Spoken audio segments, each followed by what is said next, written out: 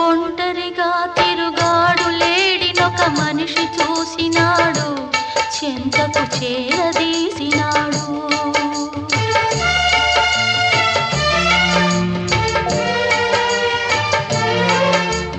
అభమో శుభమో తెలియని లేడి అతనిని నమ్మింది, తన హృదయం పరిచింది.